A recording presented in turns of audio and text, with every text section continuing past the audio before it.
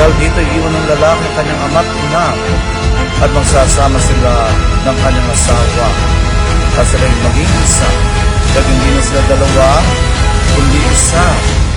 Ang pinagsama ng Diyos ay huwag pag-iwalayin ng tao. Kinakabahan. Sobrang tagal.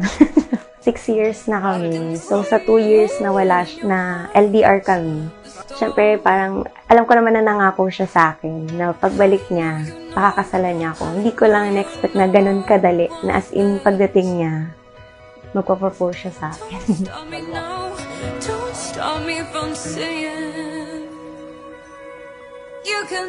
Nasubok ko ng aming relasyon, lalo ang trust. Saka napakahalaga din ng communication talaga.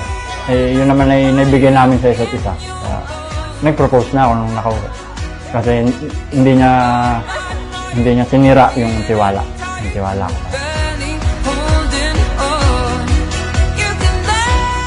Yan ang ginagawa ng Diyos kay pag-isahin. Ay ang puso, ay yung isipan, buong kaluluwa. Pinag-iisa kayo.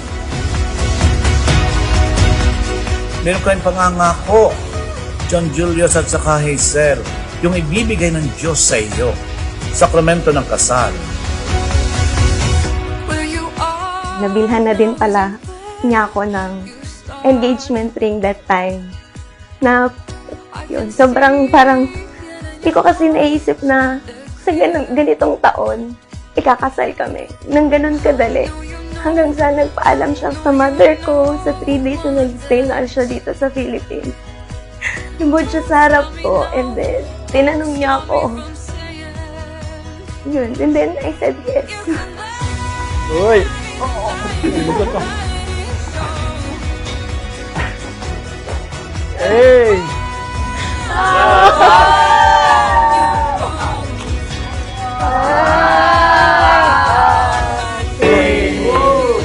Good item.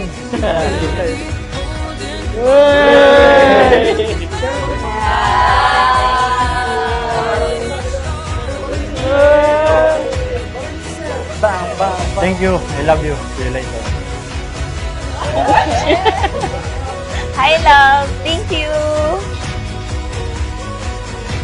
At yung kasunduan natin sa Diyos, na yung bibigkasin na ito, sa araw na ito, kami po'y nangako sa Diyos.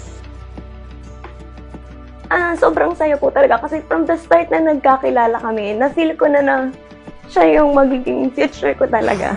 Sobra talaga yung saya ko, yung feeling na parang kahit alam kong parang gumagaan yung pakiramdam ko, masaya ako, nakilala ko siya, kahit alam kong nung una, siya pa lang talaga yung nakakakilala sa akin. Sobra pong thankful kasi madami din naman ako naging relationship. Hindi po nag-work kasi hindi nila nasasakyan yung kung ano ako, yung mga hilig ko. Sobra po, hindi ko ma-express na. Hindi ako hahanap ng iba.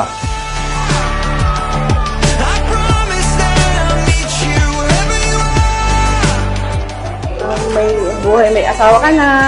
Ito ay papakatatag para sa inyong asawa. Ako. Salamat, Dad, sa sabi ko. Salamat, Daddy. Salamat, Mami.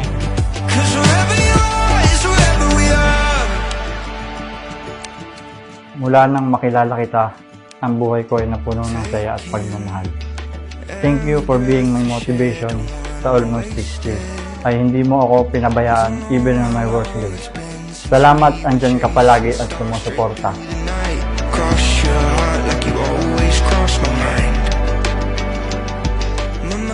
Thank you, Mama and Papa. Mahal na mahal ko kayo. Sobra.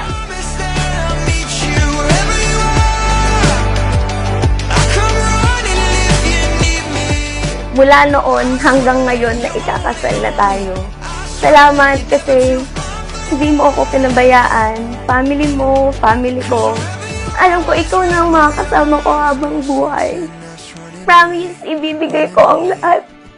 Sobrang mahal na mahal kita.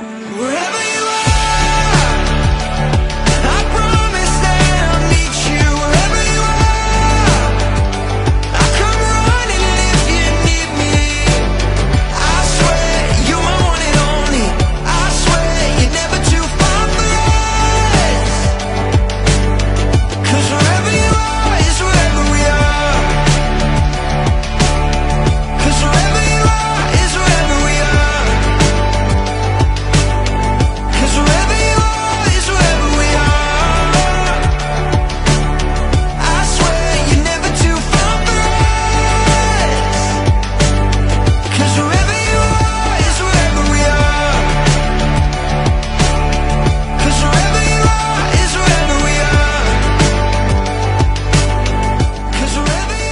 Today we stand here surrounded by our loved ones. I vow to cherish and honor you for all the days of my life. I promise to support you through every challenge and to love you in every single day. I vow to be faithful, to stand by your side as we build our future together. I love you.